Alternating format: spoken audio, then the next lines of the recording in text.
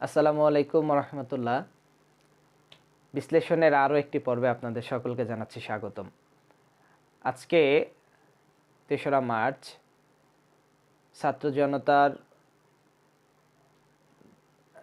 পক্ষ থেকে আজকে যেই ঐতিহাসিক কর্মসূচির ডাক দেওয়া হয়েছে, সেখানে আজকে একটাই দাবি ছিল, সেটা ছিল আওয়ামী লীগকে নিষিদ্ধকরণ।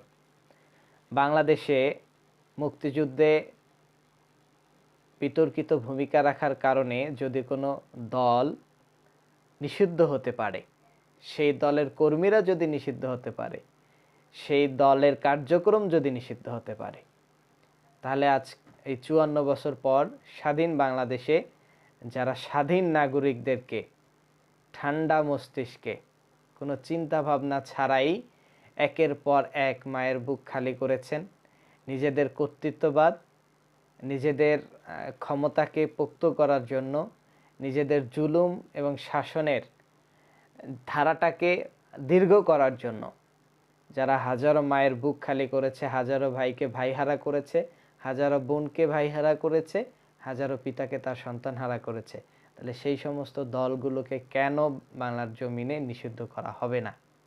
কেন হবে না?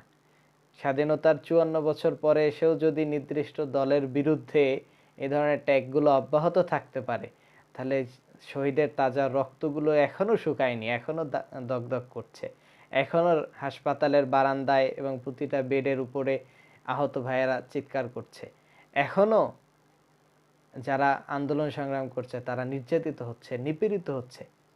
তাহলে এই মুহূর্তে কেন এই সংগঠনটাকে নিষিদ্ধ করা হবে না?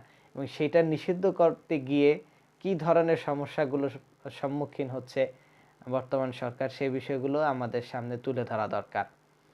আলহামদুলিল্লাহ, বর্তমান ইন্টারিম গভর্নমেন্ট যে ধরনের কর্মকাণ্ডগুলোকে হাতে নিয়েছে, বৈদেশিক ঋণগুলো বাংলাদেশের ঘাট থেকে যেভাবে আস্তে আস্তে দূর করছে, বৈদেশিক লোনগুলো অথবা বৈদেশিক আমাদের সাহায্য সহযোগিতাগুলো যেভাবে নিয়ে আসতেছে, ঠিক তদ্রূপ যদি আমাদের পরিকল্পিতভাবে এই সমস্ত রাজনৈতিক দলগুলো থেকে রাজনৈতিক দলগুলোকে নিষিদ্ধকরণ করা না হয়, তাদের সম্পত্তিগুলো যদি বাজেয়াপ্ত না হয়, তাদের যে সমস্ত প্রশিক্ষিত কর্মী বাহিনীগুলো ছিল তাদেরকে যদি আইনের আওতায় নিয়ে আসা না হয়, জুলাই অভ্যুত্থানে যারা অস্ত্র হাতে ছাত্র জনতার বিরুদ্ধে দাঁড়িয়েছিল তাদের যদি বিচার না হয়, প্রশাসন থেকে শুরু করে সকল স্তরের সেই সমস্ত নেতাকর্মী এবং তখনকার জুলুমবাজ সরকারের পক্ষ নিয়ে যারা রাজপথে থেকেছেন এবং জনতার বিপক্ষে দাঁড়িয়েছেন, তাদের কেন বিচার হবে না?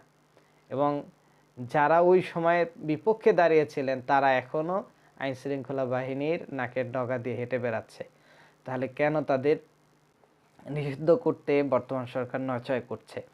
এটা এখন আমার আসলে বোধগম্য হচ্ছে না।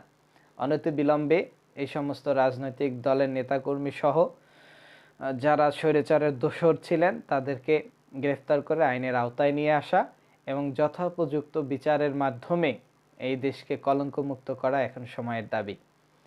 তাই আসুন আমরা সকলে ঐক্যবদ্ধ হয়ে এই অপশক্তির বিরুদ্ধে যদি রুখে দাঁড়াতে না পারি, তাহলে আগামীতে আবারও এই রকমের একটি ভয়াল চিত্র আমাদের জন্য অপেক্ষা করছে।